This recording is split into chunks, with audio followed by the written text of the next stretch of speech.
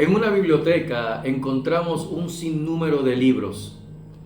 Libros para cualquier tipo de ideología, de pensamiento, libros psicológicos, libros de arquitectura, libros de pintura, libros para colorear, libros para niños, para infantes, libros para principiantes, libros para los que van a estudiar alguna colegiatura o en alguna universidad, libros de matemática, un sinnúmero de libros que podemos ver y buscar en cualquier biblioteca o librería. ¿Sabías que en los cielos Dios tiene una biblioteca? Sí, una biblioteca. Y vamos a hablar acerca de Dios y sus libros. Porque este libro que ven aquí al frente es la Biblia, se le conoce como la Biblia. Ese libro que regularmente se ve con carpeta dura, negra y con letras algunas veces pequeñitas, en otras grandes.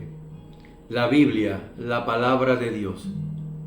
Pero en los cielos, Dios tiene sus libros, tiene una biblioteca. Y vamos a hablar acerca de Dios y sus libros. Dios les bendiga, le habla su amigo y hermano Saúl Rivera, siervo y amigo de Jesucristo, aquí para poder tener una conversación con ustedes con respecto a los libros que Dios tiene en el cielo. A mi derecha y a mi izquierda tengo unos libros que utilizo de referencia de vez en cuando, apologética, concordancia, libros temáticos, pero este que está aquí es mi preferido. Pero, ¿de qué libro se habla cuando se refiere uno acerca de Dios y sus libros? ¿A qué me estoy refiriendo cuando estoy diciendo, mira, Dios tiene libros, tiene una biblioteca en el cielo? Pero ¿cómo es eso, Saúl? Si Dios es omnisciente, Dios tiene conocimiento de todo desde antes de la fundación del mundo, desde siempre, y eso es correcto. Aún así, Dios tiene libros. Apocalipsis capítulo 20, dice la escritura en el verso 12. Vayamos a Apocalipsis capítulo 20.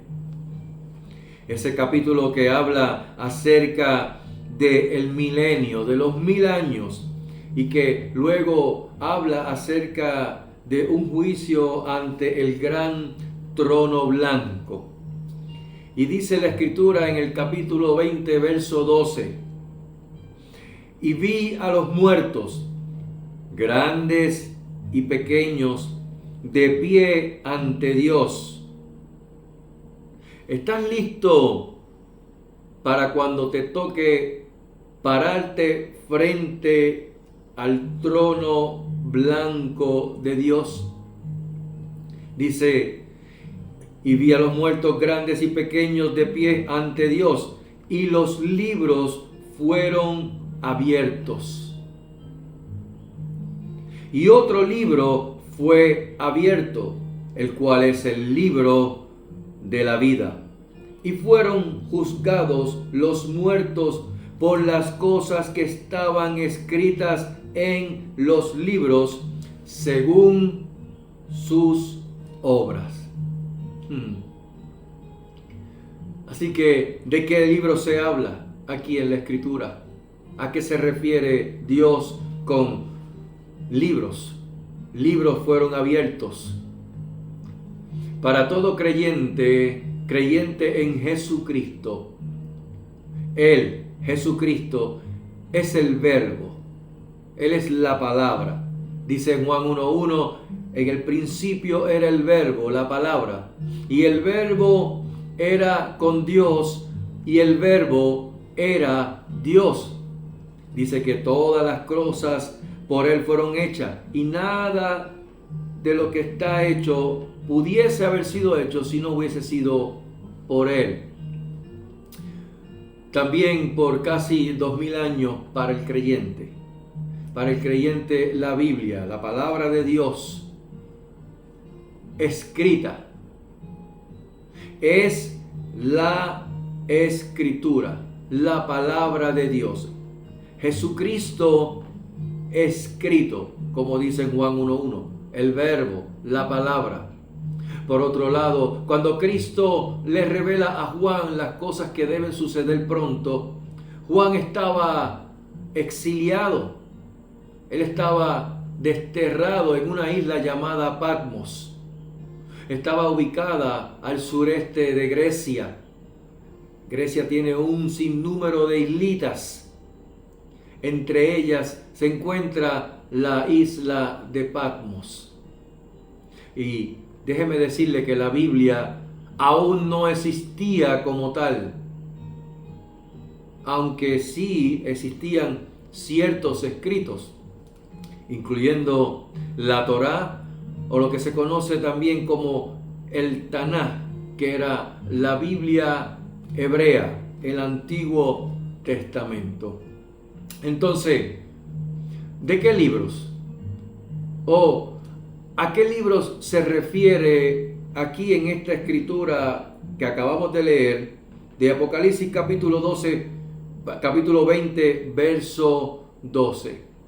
La Biblia no registra la cantidad exacta de los libros que Dios, haciendo, ¿verdad?, correr la imaginación, como mencioné al principio, que Dios tiene en su biblioteca. Pero tampoco yo pretendo registrarlo en esta hora. Solamente quiero tocar el punto de ciertos libros que están mencionados en la Escritura. Pero, por ejemplo, cuando vamos a Éxodo capítulo 32, en el verso 32 y 33, Éxodo capítulo 32, verso 32 y 33, dice, esto es Moisés hablándole a Dios y hace referencia a un libro. Dice, entonces volvió Moisés a Jehová, verso 31, y dijo, te ruego, pues este pueblo ha cometido un gran pecado, que se hicieron dioses de oro, que perdones ahora su pecado, y si no. Moisés tenía conocimiento de ese libro. Y si no, ráeme ahora de tu libro que has escrito. Y si vamos a los salmos, Salmo capítulo 56, verso 8. Dice la escritura aquí al músico principal, ¿verdad?, refiriéndose a David.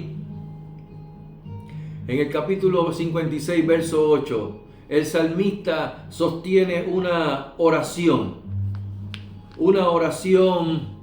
de confianza. ¿Confianza ante quién? Ante Dios. Y David, el rey de Israel, conocía de otro de esos libros. Lo podemos llamar el registro de nuestras tristezas. Mira cómo dice, o el registro, o las lágrimas de los santos. Verso 8, mis huidas tú has contado, pon mis lágrimas en tu redoma. ¿No están ellas en tu libro? Llamemos a ese libro el registro de nuestras tristezas, o las lágrimas de los santos. ¿No están ellas en tu libro? ¿Qué es lo que está en el libro de Dios? Tus lágrimas. Veamos, por ejemplo, también en el caso de Lot. Lot fue un hombre que podríamos llamar carnal, y también la Biblia le llama justo. Era, a decir así, ¿verdad?, un poquito controversial, tal vez por no tener confrontamiento con su tío Abraham, para no llamarlo que fuera problemático. Sin embargo, en Lot, en él había un sufrimiento extremo. ¿Por qué? Porque por la conducta de los hombres donde él vivía, nada más y nada menos que en Sodoma y Gomorra. Y Dios lo llamó justo, para que lo sepan. Dios llamó a Lot justo, y sus oraciones y sus súplicas eran oídas por Dios. Vayamos a segunda de Pedro, capítulo 2, verso 7. Segunda de Pedro, capítulo 2, verso 7. Dice: y libró al justo Lot, abrumado por la nefanda conducta de los malvados. Verso 8. Porque este justo que moraba entre ellos afligía cada día su alma justa, viendo y oyendo los hechos inicuos de ellos. Y si vamos a Génesis, capítulo 19, vemos en el verso 21 que nos dice: y le respondió: he aquí he recibido también tu súplica sobre esto, y no destruiré la ciudad de que has hablado. De modo que el salmista conocía, refiriéndonos al Salmo 56, verso 8, el salmista conocía muy bien lo que estaba hablando con respecto a los libros. Por eso es que le hace ver a Dios, como si Dios no supiera, que Él tiene registrado en su libro las lágrimas de sus hijos. Aleluya. Todo sufrimiento, mi amado hermano y hermana, toda angustia, aflicciones, todo eso que todo cristiano pudiese estar pasando y que produce en nosotros lágrimas, Dios la sostiene en su redoma. En otras palabras, las guarda en su envase exclusivo. ¿Para qué? Exclusivo para las lágrimas. Así lo ve el salmista, que las tienes en tu redoma. Aleluya. Pon mis lágrimas en tu redoma. Salmo 86, verso 7. Dice: en el día de mi angustia te llamaré, porque tú me respondes. Aleluya. Aleluya. Cada aflicción, mi amado hermano, cada sufrimiento, cada lágrima, cada angustia que tú como hermano o hermana, hijo del Dios Altísimo, que tiene o que sostiene cada lágrima que derramemos, Dios la tiene en su redoma. Aleluya. Cada prueba que como creyentes padezcamos tú y yo, permaneciendo fieles a Dios, fieles a su palabra, se convertirá en un gozo y una gloria abundante cuando estemos eternamente y para siempre con Él en el cielo. Si vamos al libro de Romanos capítulo 7.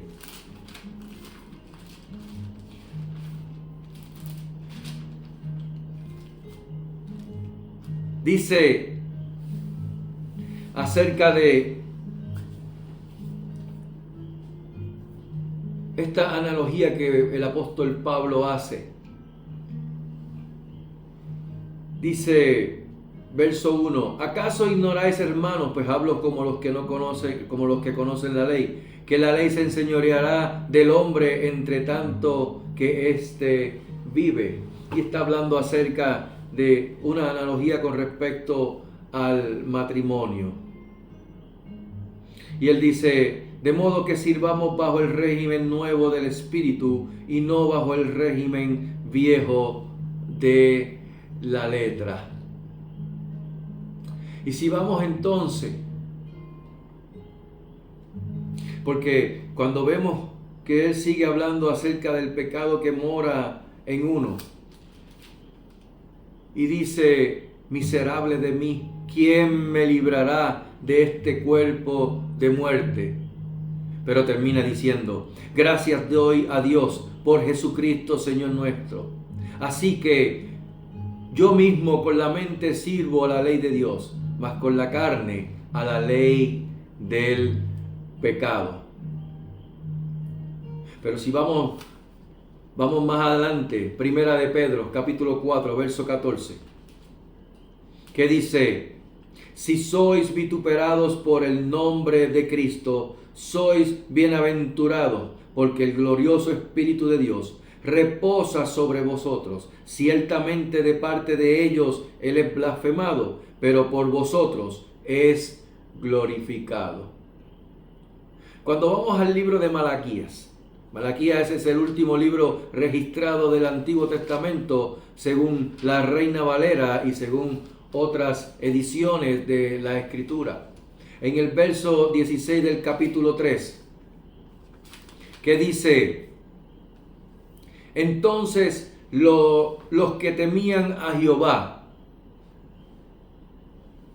hablaron cada uno a su compañero, y Jehová escuchó y oyó, y fue escrito libro de memoria delante de él para los que temen a Jehová y para los que piensan en su nombre. Aquí vemos otro libro, otro de esos libros que tiene Dios en la biblioteca, como digo yo, en la biblioteca no virtual, en esa biblioteca celestial. El libro de las memorias, memorias de los que temen a Jehová y los que piensan en Él. En la revelación que Cristo le da a Juan, el Apocalipsis, Él le muestra que Dios, el juez justo, juzgará a todos, grandes y pequeños, como leí ahorita, por todas las cosas que están escritas en los libros. Todo cuanto hayamos hecho está en ese libro, libro de las memorias.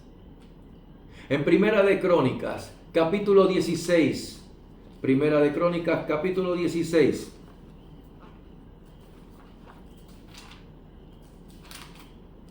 verso 14 y 15,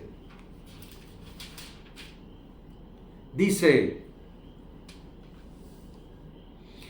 Él hace memoria de su pacto perpetuamente y de la palabra que Él mandó para 1000 generaciones, del pacto que concertó con Abraham y de su juramento a Isaac. Voy a leerlo desde el 14. Jehová, Él es nuestro Dios, sus juicios están en toda la tierra. Él hace memoria de su pacto perpetuamente y de la palabra que Él mandó para 1000 generaciones. Pero aquí tengo que hacer una salvedad. La Biblia dice que la paga del pecado es muerte. Romanos capítulo 6, verso 23.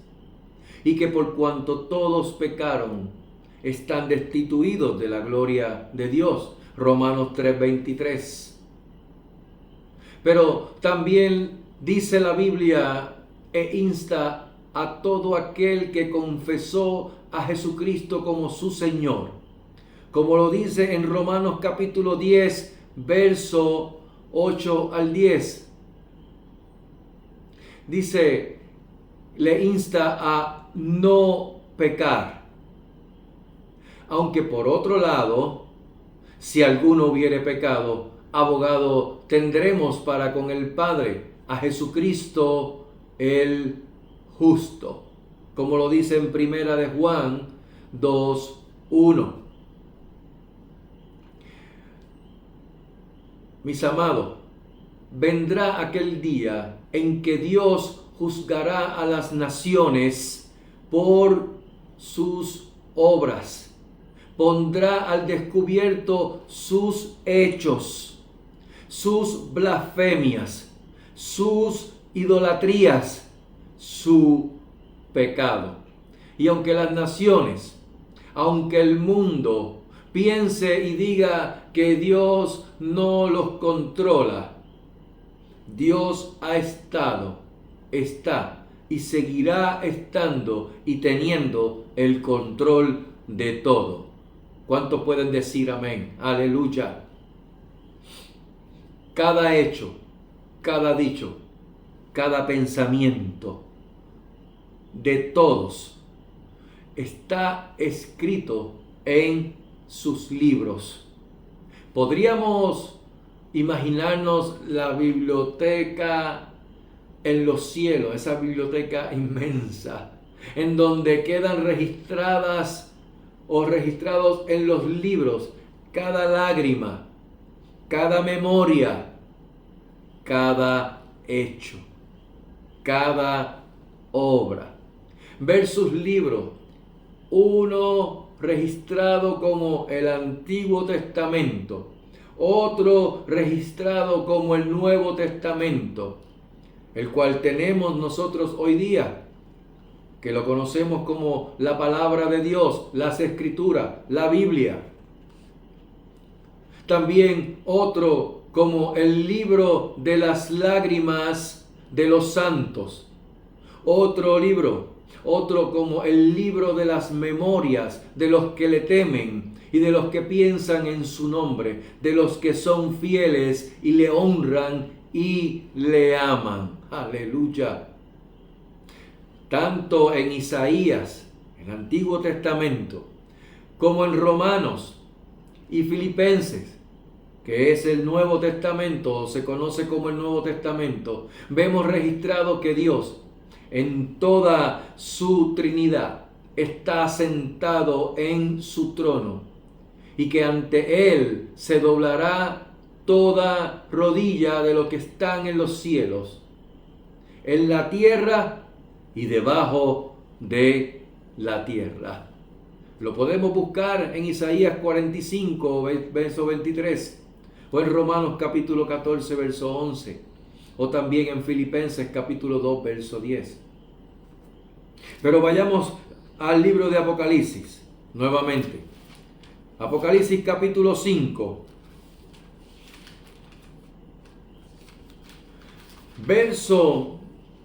los versos del 1 al 9. Apocalipsis capítulo 5, verso 1 al 9. Otro libro de su gran biblioteca y tal vez uno de los más importantes, solo por el hecho de que registra la Biblia que no existe persona alguna, ni ser celestial que pueda abrirlo y ni siquiera mirarlo. Solo uno, Jesucristo. Yo lo llamo el libro de los juicios de Dios. Vayamos a Apocalipsis capítulo 5, verso 1 al 9. Y vi en la mano derecha del que estaba sentado en el trono un libro escrito por dentro y por fuera, sellado con 7 sellos. Y vi a un ángel fuerte que pregonaba a gran voz: ¿quién es digno de abrir el libro y desatar sus sellos? Y ninguno, ni en el cielo, ni en la tierra, ni debajo de la tierra, podía abrir el libro ni aún mirarlo. Y lloraba yo mucho, porque no se había hallado a ninguno digno de abrir el libro, ni de leerlo, ni de mirarlo. Y uno de los ancianos me dijo: no llores, he aquí que el león de la tribu de Judá, la raíz de David, ha vencido para abrir el libro y desatar sus 7 sellos. Y miré, y vi que en medio del trono y de los 4 seres vivientes, en medio de los ancianos, estaba en pie un cordero como inmolado, que tenía 7 cuernos y 7 ojos, los cuales son los 7 espíritus de Dios enviados por toda la tierra. Voy a hacer una pausa aquí. No traten de descifrar esa descripción del cordero inmolado. Solamente el Espíritu Santo de Dios puede dar el discernimiento para que puedas entender, puede dar la revelación para que puedas entender lo que está hablando acerca del cordero como inmolado. Sigamos. Y vino y tomó el libro de la mano derecha del que estaba sentado en el trono. Y cuando hubo tomado el libro, los 4 seres vivientes y los 24 ancianos se postraron delante del cordero.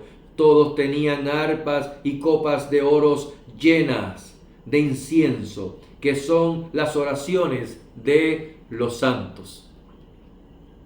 Y cantaban un cántico nuevo, diciendo: digno eres de tomar el libro y de abrir sus sellos, porque tú fuiste inmolado y con tu sangre nos has redimido para Dios de todo linaje y lengua y pueblo y nación. Y nos has hecho para nuestro Dios reyes y sacerdotes, y reinaremos sobre la tierra. Le añadí el verso 10 como ñapa. Pero fíjense que en el verso 7 queda demostrado que Dios está y tiene el control de todo y de todos. Dice, y lo vuelvo a leer: y vino y tomó el libro de la mano derecha del que estaba sentado en el trono. Esta expresión, sentado en el trono, lo que implica es que está en total control, que tiene todo el control. Así que vemos a Dios Padre, al Dios Padre sentado en el trono, a Dios Hijo, Jesucristo, el Cordero de Dios, el unigénito Hijo de Dios, como el único digno de tomar este libro, el cual nadie, ninguno, ni en el cielo, ni en la tierra, ni debajo de la tierra, nadie quien pudiera tomar ese libro, de abrirlo y ni siquiera mirarlo. Libro el cual, una vez abierto, comenzarán a caer los juicios de Dios sobre la tierra. Juicios que están descritos en el libro de Apocalipsis, cuando leemos en el capítulo próximo, en el capítulo 6, cuando comienzan a abrirse los sellos. Y por último, porque no vine a hablar del Apocalipsis, estoy hablando de todos los libros que están registrados en las Escrituras, en esa biblioteca celestial. Por último, el libro más importante en los cielos. El libro de la vida. En Éxodo leímos, Éxodo capítulo 32, verso 33. Leímos: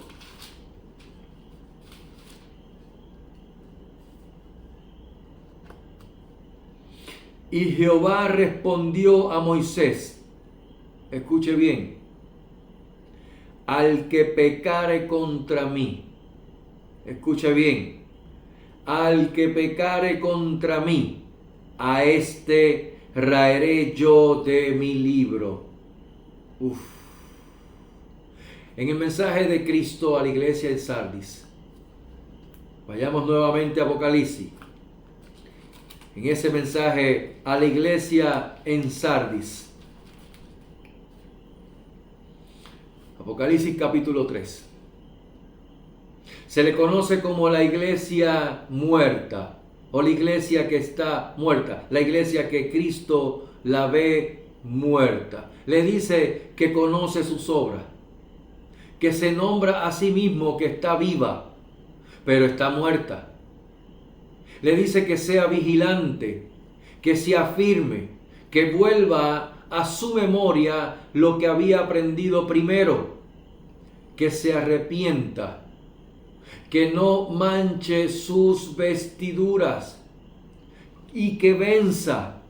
¿Para qué? Para que sea vestida esa iglesia, la iglesia muerta, para que sea vestida de vestiduras blancas y para que su nombre no sea borrado del libro de la vida.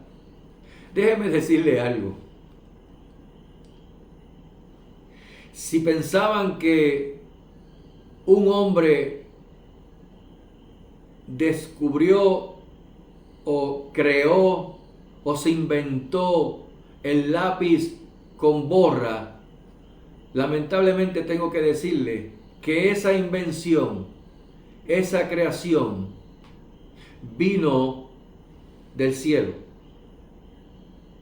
Que quien creó un lápiz con borra es Jehová, el Dios de los ejércitos. Yo no me estoy inventando esto.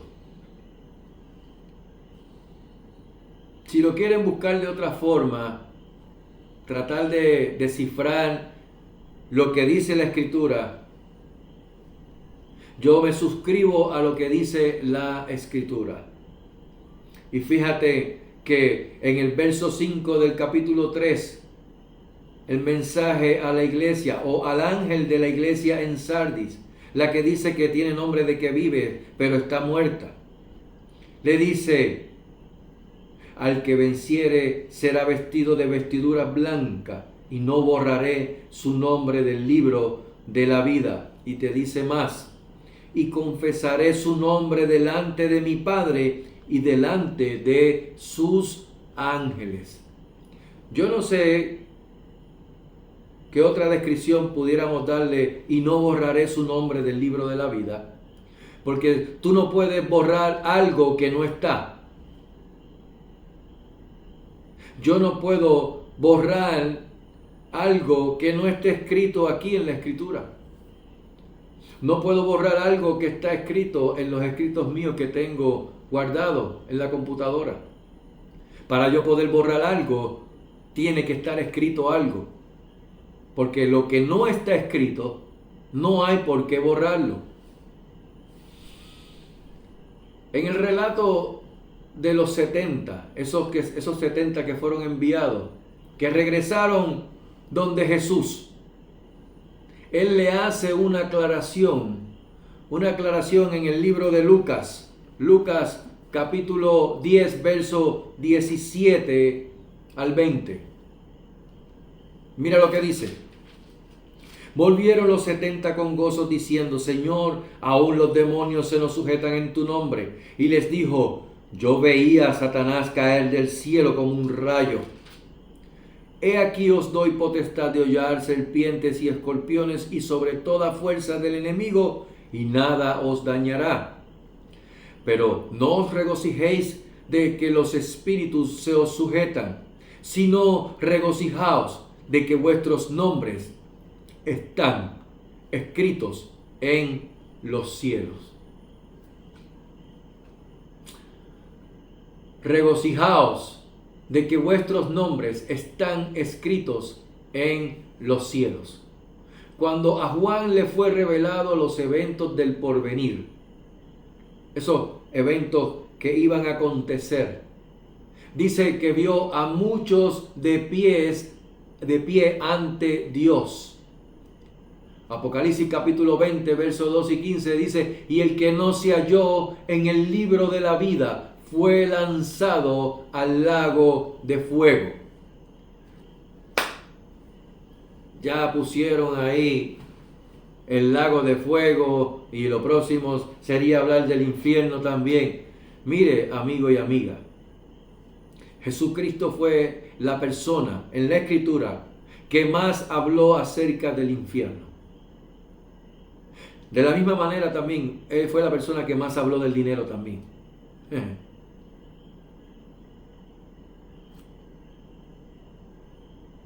Si te causa miedo, gloria a Dios por eso. Es un miedo que en este momento es tu amigo más que tu enemigo. El que te hace frenar en ese desenfreno que tienes en la vida, sin ni siquiera darte por enterado lo que te va a acontecer viviendo a espalda de la Escritura.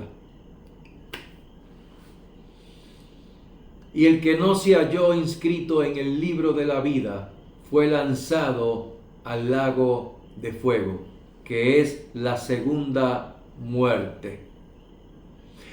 Es ese libro el cual Dios, como juez justo, juzgará a los muertos, a todos los muertos, por las cosas escritas en los libros según sus obras. ¿Por qué? Porque sus obras fueron malas. Todo, querido amigo y amiga, todo, querida iglesia, todo se sabe, todo está en memoria. Y yo sé que se conoce mucho Juan 3:16, porque de tal manera amó Dios al mundo que dio a su Hijo unigénito para que todo aquel que en él cree no se pierda, mas tenga vida eterna. Ahora bien, Dios no envió a su Hijo para condenar al mundo. Ese es el próximo verso. Sino que lo envió para que el mundo fuera salvo por él. ¿Dice acaso algunos? No, sino para que el mundo fuere salvo por él, por Jesucristo. Pero cuando leemos el próximo verso, voy a ir a la Escritura para no tener que estar, o que me estén diciendo que lo estoy inventando. Cuando leemos los próximos versos de Juan 3:16 en adelante, y leemos el verso 19, porque en el verso 17 dice, porque no envió Dios a su Hijo al mundo para condenar al mundo, sino para que el mundo sea salvo por él. No dice algunos. Ese es el anhelo del Señor. Él no quiere que ninguno se pierda, sino que todos procedan al arrepentimiento. Dice, el que en él cree no es condenado, pero el que no cree ya ha sido condenado porque no ha creído en el nombre del unigénito Hijo de Dios. Y esta es la condenación, que la luz vino al mundo y los hombres amaron más las tinieblas que la luz, porque sus obras eran malas. Dios estableció su plan para que la humanidad, toda la humanidad, se salvase de la condenación, de la separación, de una comunión en paz con Él. Cuando hablamos de shalom, de paz, estamos hablando del reino. Eso es una palabra del reino de los cielos. Si no estás en paz con Dios, estás bajo la ira de Dios. Así que Dios no vino o no envió a su Hijo al mundo para condenar al mundo. Y Dios estableció su plan desde antes de la fundación del mundo. Plan para que fuesen hechos hijos de Dios conforme a su espíritu por medio de Jesucristo, para que estuviesen en paz con Él. Pero todo esto es por medio de su justificación, no la nuestra. Romanos capítulo 5, verso 1 dice, justificados pues por la fe, tenemos paz para con Dios por medio de nuestro Señor Jesucristo. Aún así, muchos, miles de millones, han preferido simplemente darle la espalda a Dios. Pero, siempre hay un pero. Hechos capítulo 17, verso 30 y 31. Pero Dios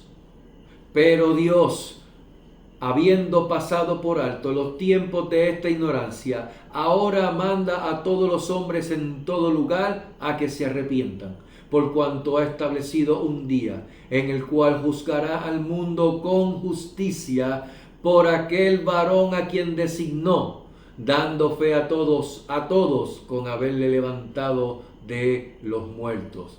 Ese es Jesucristo. Qué hermoso, qué deleite, qué consolador y qué gozo es para el cristiano saber que cada lágrima de Dios las tiene en su redoma, que las tiene registradas y que Él mismo enjugará toda lágrima. Aleluya. Apocalipsis capítulo 21, verso 4 dice: enjugará Dios toda lágrima de los ojos de ellos, y ya no habrá muerte, ni habrá más llanto, ni clamor, ni dolor, porque las primeras cosas pasaron. Dios enjugará toda lágrima de los ojos de sus hijos, que seremos vestidos de lino fino y resplandeciente, que son las acciones justas de los santos, que por su espíritu podemos manifestarlas en nuestro entorno y que son registradas en el libro de las memorias de los que temen su nombre, que por haber guardado la palabra de su paciencia, como le dijo a la iglesia en Filadelfia, que por haber guardado la palabra de su paciencia, Él también nos librará, nos guardará de la hora de la prueba que ha de venir sobre toda la humanidad. Apocalipsis capítulo 3, verso 10: por cuanto has guardado la palabra de mi paciencia, yo también te guardaré de la hora de la prueba que ha de venir sobre el mundo entero, para probar a los que moran sobre la tierra. Aleluya. Iglesia, que por haber vencido heredaremos todas las cosas y Él será nuestro Dios y nosotros seremos eternamente hijos e hijas suyos. Aleluya. Como dice Apocalipsis capítulo 21, verso 7: el que venciere heredará todas las cosas, y yo seré su Dios, y él será mi hijo. Aleluya. Y que al estar vestido de vestiduras blancas, oh, aleluya, nuestros nombres no fueron borrados del libro de la vida. Y Cristo mismo confesará nuestros nombres delante del Padre y delante de sus ángeles. Aleluya. El que venciere será vestido de vestiduras blancas, y no borraré su nombre del libro de la vida, y confesaré su nombre delante de mi Padre y delante de sus ángeles. Alabado sea el nombre poderoso del Señor. ¿Qué me resta decir, iglesia? ¿Qué me resta decirles a ustedes, amados amigos y amigas que están topándose con este video por causalidad, no por casualidad? Me resta decirle lo que dice Apocalipsis 22, verso 17. Y el Espíritu y la esposa dicen: ven. Y el que oye diga: ven. Y el que tiene sed, venga. Y el que quiera, tome del agua de la vida gratuitamente. Y la iglesia de Cristo, esa iglesia que fue lavada por la sangre del Cordero, todo hombre y mujer nacido de nuevo, dice: amén. Sí, ven, Señor Jesús. Que Jehová les bendiga y les guarde. Que Jehová haga resplandecer su rostro sobre ustedes y tenga de ustedes misericordia. Que Jehová alce sobre ustedes su rostro y ponga en ustedes shalom, paz. Que tengan una excelente mañana, tarde o noche, cuando puedan ver este video, pero que sobre todas las cosas, la gracia y la paz de nuestro Señor Jesucristo sea sobre sus vidas en sobreabundancia, y que el Dios de paz guarde vuestros corazones y vuestros pensamientos en Cristo Jesús. Dios les bendiga. Amén.